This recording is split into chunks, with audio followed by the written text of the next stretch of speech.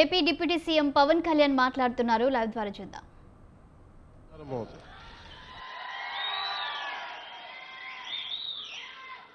అంటే ఎవరికి ముందుగా ఈ రోడ్లు అంటే ఎవరికైతే అత్యంత particularly vulnerable group tribal groups ఉన్నాయో వాళ్ళకి చేరటానికి, వాళ్ళకి చేరువవ్వడానికి, వాళ్ళకి చిన్నపాటి సౌకర్యం కల్పించడానికి మా ప్రయత్నం. కూటమి ప్రభుత్వానికి ఇక్కడ ఓట్లు రాలేదు. ఓట్లు పడకపోయినా మీకు బాగోగులను చుట్టానికి మేము ఉన్నాం. ఇక్కడ ఓట్ల కోసం రాలేదు. ఓట్ల కోసమే అయితే నేను ఇక్కడ అరకు ఎంపీ గారి పేరు నేను చెప్పక్కర్లా, అరకు ఎమ్మెల్యే గారి పేరు నేను చెప్పక్కర్లా ఇక్కడ. కానీ ఇది ప్రభుత్వం, పార్టీలు మారుతూ ఉంటాయి, కొత్త ప్రభుత్వాలు వస్తుంటాయి, కానీ మనం ఎవరు శత్రువులం కాదు.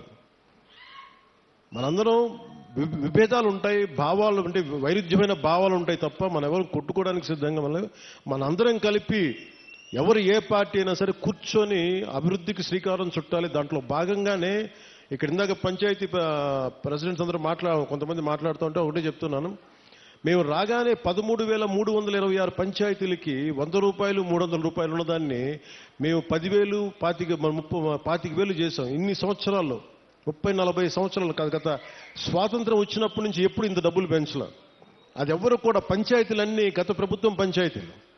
కానీ ఇవేమీ ఆలోచించకుండా ప్రజలు బాగుండాలి అనే ఒక ఏకైక సదుద్దేశంతో మేము ఈ రోజున ఈ పథకానికి శ్రీకారం చుట్టాం. దీనికి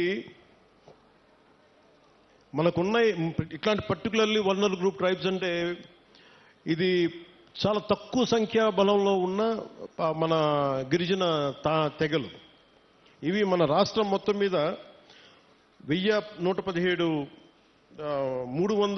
782 ఈ పర్టికులర్ వల్నరబుల్ ట్రైబల్ గ్రూప్స్ ఉంటాయి, గ్రామాలు ఉంటే ఇప్పటి వరకు కేవలం 2,605 వాటికి గ్రామాలకు మట్టుకే రోడ్లు ఉన్నాయి, దాదాపు కొంచెం కనెక్టివిటీ. కానీ 1,177 ఆవాసాలకు మటుకు ఇంకా రోడ్స్ కనెక్టివిటీ లేదు. సో వాటిని తీర్చడానికి, ఆ రోడ్లు కనెక్టివిటీని పెంచడానికి అడవి తల్లి బాట కార్యక్రమం కింద ఇప్పుడు మనం చేపట్టబోయే కార్యక్రమం 24-25కి 601 PVTG particularly vulnerable tribal groups ఆవాసాలకి 1,069 కిలోమీటర్ల రోడ్లు కనెక్టివిటీని అందించడానికి 1,005 కోట్లతోటి పనులు మంజూరు చేశాం. మిగిలిన ఇంకొక 576 ఆవాసాలకి రోడ్లు కనెక్టివిటీ వచ్చే కాలంలోనే, సమీప కాలంలోనే దశల వారీగా మేము అభివృద్ధి చేపడతాం. అలాగే 2000 దీంట్లో 1,000 కోట్లు ఎలా వచ్చినాయంటే, ఒకటి రాష్ట్ర ప్రభుత్వం నుంచి 49 crores 49 కోట్లు గ్రాంట్ అయితే, మనకి ఎన్ఆర్జీఎస్ కింద జాతీయ ఉపాధి హామీ పథకం కింద దాదాపు మనం 400 కోట్ల రూపాయలు మన జాతీయ ఉపాధి హామీ పథకం కింద మనం దీన్ని ఖర్చు పెడుతున్నాం ఈ రోడ్లకి. అలాగే పిఎం జన్మన్ కింద 555.61 కోట్లతోటి 206 రోడ్లకి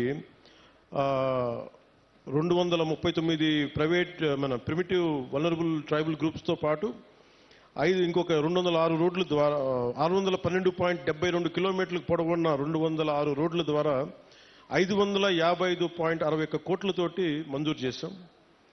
ఇది మీకు ఇందాక చెప్పినట్టుగానే డబ్బులు ఎక్కడ ఖర్చు పెట్టాలి, ఎక్కడ ఖర్చు పెట్టకూడదన్న ఒక బాధ్యతతోటి కుటుంబ ప్రభుత్వం చాలా బాధ్యతగా ఉంటుంది. 175 స్థానాలకి 164 స్థానాలు గెలుచుకోగలిగాం. 21 ఎంపీస్ని కొట్టగలిగామంటే మీరు మా మీద పెట్టిన నమ్మకం. మీ నమ్మకాన్ని మేము అమ్ము చేయకూడదని చెప్పి ఈ రోజున ఓట్లు వెయ్యని అల్లూరు సీతారామరాజు జిల్లాలో ఓట్లు పడని మనకి పార్వతీపురం మన్యం ప్రాంతంలో మేము తిరిగి రోడ్లు ఎందుకు వేస్తున్నామంటే, మాకు తనా మనా భేదం లేదు. మీరు ఓటు బ్యాంకా కాదా అనే కాదు, మీరు మా వాళ్ళ కాదా, మా గుండెల్లో పెట్టుకుంటాము.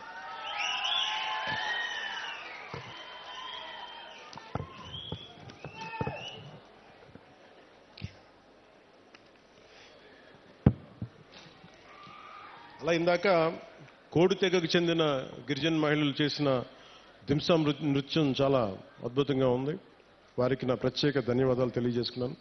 అలాగే కువి లాంగ్వేజ్లో, కువి భాషలో నేను మాట్లాడాను. అంటే వాళ్ళు నేర్చుకొని కొంత అక్కడ పెద్దపాడుకు చెందిన శ్రీమతి మ్యాగీ గారు కొన్ని గ్రామ సమస్యలను దృష్టికి తీసుకొచ్చారు. అలాగే ప్రైమరీ స్కూల్లో పెద్దపాడు టీచర్ రంగయ్య గారు ప్రత్యేకించి పిల్లలకి ఎలా పాఠాలు చెప్తారో చెప్పి చాలా అద్భుతంగా చేశారు. చాలా అలాగే వర్షాలు పడుతున్న సమయంలో మాకు స్కూల్కి నీళ్లు గారిపోతున్నాయంటే వెంటనే అతి సమీపంలోనే అంటే వెంటనే 12 పనులు అడిగారు. ఆ 12 పనులని మంజూరు చేశాం. అది కూడా మీ దృష్టికి తీసుకొస్తా ఉన్నాను. 2018లో నేను ఇక్కడ ప్రత్యేకించి అరకు ప్రాంతంలో తిరిగాను. ఇక్కడ అరకు ప్రాంతంలో తిరుగుతున్నప్పుడు చాలామంది యువత ఆ రోజుల్లో కూడా నాకు గంజాయి ఎక్కువగా వెళ్ళిపోతున్నారు, యువత గంజాయి సాగుకి వెళ్ళిపోతున్నారు, దాన్ని నలిగిపోతున్నారు జీవితంలో. నేను ఒకటే చెప్పాను ఆ రోజు కూడా, మన అరకు మన పాడేరు సెంటర్లో కూడా చెప్పాను. గంజాయి అనేది మటుకు ప్రత్యేకించి అది ఒక సామాజిక రాజకీయ సమస్యగానే చూడాలి, ఆర్థిక సమస్యగా చూడాలి తప్ప దానిని కక్ష సాధింపుగా ఉండకూడదు. దాన్ని దయచేసి ఆ రోజైతే ఏం చెప్పాను, ఈరోజు కూడా అదే చెప్తున్నాను. యువత దయచేసి గంజాయి సాగు వైపు కానీ గంజాయి వ్యసనాలకు మటుకు లోనవ్వకండి. ఎందుకంటే తప్పుడు దారిలో వెళ్తే ఏదో ఒక రోజు మనం ఇబ్బంది పాలైపోతాం. వ్యసనాలకి బానిస అయితే మటుకు ఒళ్ళు పాడైపోద్ది, కుటుంబాలు ఛిద్రం అయిపోతాయి. ఇవన్నీ దృష్టిలో పెట్టుకొని మీరు ఒకసారి ఆలోచించి ఆల్టర్నేట్ ఏం చేయాలి. టూరిజంని డెవలప్ చేస్తున్నాం, యువత అంతా టూరిజం వైపు వెళ్ళండి. ఎందుకంటే పరిశ్రమలు పెట్టడానికి కూడా కొంచెం ఇబ్బంది ఉంటుంది. ఇందాక చాపరాయి దగ్గర బ్రిడ్జ్ అడిగారు. మన చాపరాయి మన ఇంతనా చాపరాయి కదా, చాపరాయి గంగమ్మ రైట్.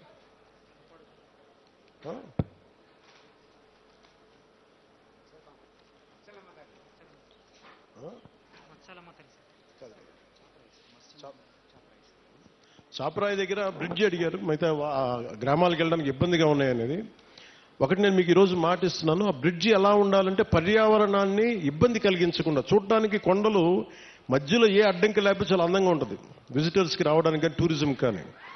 అందుకని టూరిజంకి ఇబ్బంది కలగకుండా, పర్యావరణానికి ఇబ్బంది కలగకుండా ఎలాంటి బ్రిడ్జ్ చేస్తే చూడటానికి బాగుండాలి, అలాగే గ్రామస్తుల కష్టాలు కూడా, గిరిజన తెగల కుటుంబాల కష్టాలు కూడా ఎలా చేయాలనేది నాకు కొంత సమయం ఇవ్వండి. కానీ నేను అందుకే నడిచాను. ఆ నీళ్ళలో జారిపోతా ఉంది, రాళ్ల మీద, ఆ చాపరాయి మీద, ఆ గడ్డ మీద నడుస్తూ ఉంటే జారిపోతా ఉంది. అందుకని నేను అర్థం చేసుకున్నాను నా కష్టాలని. నాకు కొద్దిగా సమయం ఇవ్వండి, దానికి ఖచ్చితంగా ఒక అందమైన పరిష్కారం ఎదుగుతాం. పర్యావరణానికి ఇబ్బంది కలగకుండా టూరిజం పెరిగేలాగా, మీకు సౌకర్యంగా ఉండేలాగా ఒక తక్కువ సమయంలో, ఒక 2 నెలల సమయంలో ఒక పరిష్కార మార్గం తీసుకొచ్చి మీ ముందు తీసుకొస్తాం.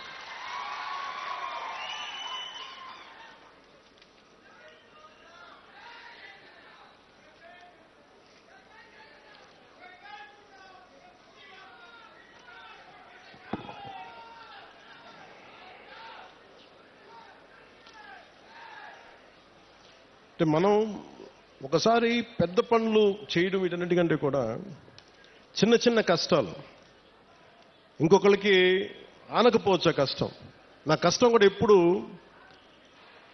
కష్టాలు. నేను ఒక గిరిజన గ్రామంలో ఉంటే, ఒక తాండాలో నేను పెరుగుతూ ఉంటే, నాకు నిజంగా నా సోదరుకో ఎవరికో ఒక చిన్నపాటి ఇబ్బంది వచ్చి నేను హాస్పిటల్కి తీసుకెళ్ళినప్పుడు రోడ్డు సౌకర్యం లేక డోలీ మీద తీసుకెళ్ళాలి అంటే ఎంత కష్టపడతామో, ఎంత ఇబ్బంది ఉంటుందో నేను అనుభవించకపోయినా కానీ నాకు ఆ కష్టం నేను మనుషుల్ని చూసి అర్థం చేసుకున్నాను.